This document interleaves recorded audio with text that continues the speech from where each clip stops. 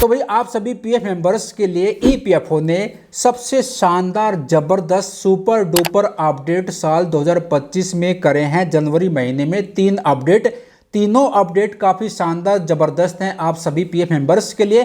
तो एक लाइक तो बनता है। और हाँ, अभी तक मेरे को इंस्टाग्राम पर फॉलो नहीं किया तो भाई फॉलो कर लो, वहाँ पर भी काफ़ी मस्त मस्त जानकारी जो है मैं अब जो है रील के माध्यम से शेयर करूँगा। आप वीडियो में आगे बढ़ते हैं। जनवरी महीने में साल 2025 में ईपीएफओ ने 3 मस्त बदलाव करे हैं, अच्छे अपडेट करे हैं। पहला जो अपडेट है, अगर आपको अपने नाम में करेक्शन करना है, अपने पिताजी के नाम में करेक्शन करना है, या फिर आपको अपने डेट ऑफ बर्थ में करेक्शन करना है, डेट ऑफ ज्वाइनिंग में करेक्शन करना है, डेट ऑफ लिविंग में करेक्शन करना है, तो आप घर बैठे खुद से ही करेक्शन आप कर सकते हो। यहाँ पर मैं आपको दिखाना चाहूँगा कि ना तो आपको कोई भी डॉक्यूमेंट्स अपलोड करने की ज़रूरत है, ना ही आपकी जो रिक्वेस्ट है कंपनी के पास जाएगी, ना ही ईपीएफओ के पास जाएगी। तो यहाँ पर आप देख सकते हो किसी भी तरीके का ईपीएफओ ने कोई भी डॉक्यूमेंट्स नहीं मांगा। यहाँ पर आ गया अवेलेबल डिटेल्स और यहाँ पर चेंज रिक्वेस्टेड डिटेल्स यहाँ पर आ गई। अब यहाँ पर 2 बॉक्स आपको देखने को मिलेंगे, दोनों पर टिक कर देना है।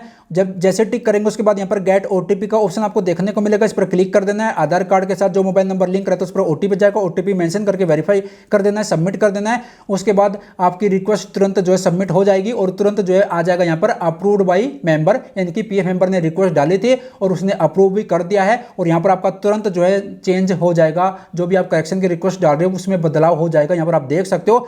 तो ये पहला अपडेट किया ईपीएफओ ने, करेक्शन की जो रिक्वेस्ट है वो अगर आप डालेंगे तो कोई भी डॉक्यूमेंट्स आपको नहीं देना और तुरंत अप्रूव हो जाएगा, ना तो कंपनी के पास जाएगी ना ईपीएफओ के पास जाएगी। बट इसके लिए कंडीशन ये है कि आपका आधार कार्ड नंबर जो है लिंक होना चाहिए और आधार कार्ड में जो आपकी डिटेल है वही डिटेल आप यहाँ पर करेक्ट कर रहे हो, वही अपडेट कर रहे हो।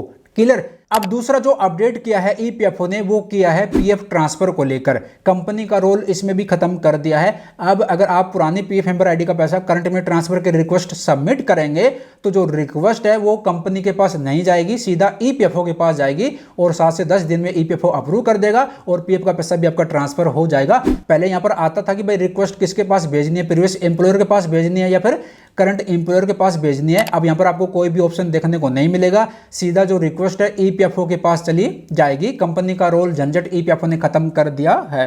अब तीसरा बदलाव जो करा है, तीसरा जो अपडेट है वो है, अगर आपकी जो पीएफ मेंबर आईडी है जाने अनजाने में कोई गलत ऐड हो गई है, सर्विस हिस्ट्री का जो ऑप्शन है जैसे इस पर क्लिक करेंगे तो यहाँ पर जो जितनी भी आपकी सर्विस रहती है, जितनी भी पीएफ मेंबर आईडी रहती है वो यहाँ पर दिखाता है। तो जाने अनजाने में गलती से कोई नई पीएफ मेंबर आईडी ऐड हो गई है या फिर आपकी कंपनी ने ऐड कर दी थी या फिर आपने कंपनी में डॉक्यूमेंट्स जमा कराए और उसके बाद आपने कंपनी ज्वाइन नहीं करी और कंपनी ने यहाँ पर आपकी पीएफ मेंबर आईडी क्रिएट कर दी, या फिर आपने किसी कंपनी में 1 दिन 2 दिन 5 दिन काम किया उसके बाद उस कंपनी को छोड़ दिया और आपका जो है यहाँ पर पीएफ मेंबर आईडी जनरेट हो गई है और अब वो दिक्कत कर रही है, समस्या कर रही है पीएफ का पैसा निकालने में, ट्रांसफर करने में। तो अब ईपीएफओ ने ऑप्शन दे दिया है, उस पीएफ मेंबर आईडी को आप डीलिंक कर सकते हो, यानी कि हटा सकते हो, यहां से रिमूव कर सकते हो। बट यहां पर एक बात आपको ध्यान रखनी है, जब भी कोई भी पीएफ मेंबर आईडी अगर आप डीलिंक की रिक्वेस्ट सबमिट कर रहे हैं, किसी भी पीएफ मेंबर आईडी को हटा रहे हैं, रिमूव कर रहे हैं, यानी कि डीलिंक कर रहे हैं, तो यहाँ पर ईपीएफओ आपसे कंसेंट मांगता है, सहमति मांगता है।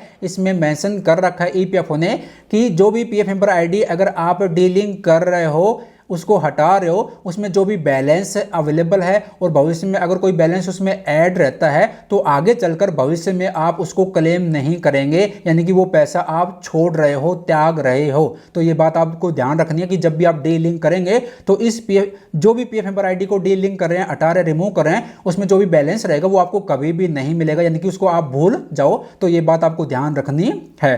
तो ये 3 अपडेट हैं ईपीएफओ ने अभी करे हैं रिसेंटली जनवरी महीने में साल 2025 में। काफ़ी शानदार ज़बरदस्त अपडेट, तीनों अपडेट मेरे को काफ़ी शानदार ज़बरदस्त मस्त अपडेट लगे। आपको कैसे लगे कमेंट बॉक्स में कमेंट करके ज़रूर बताइएगा और कौन सा अपडेट आपको सबसे शानदार ज़बरदस्त लगा ये ज़रूर बताइएगा। और इस तरह की हेल्पफुल नॉलेज वीडियो आगे पाना चाहते हैं तो चैनल को जरूर सब्सक्राइब कीजिएगा। तो आज की वीडियो को यहीं पर समाप्त करते हैं, मिलते जल्द एक और नई जानकारी के साथ। अपना ख्याल रखेगा, बाय बाय, टेक केयर।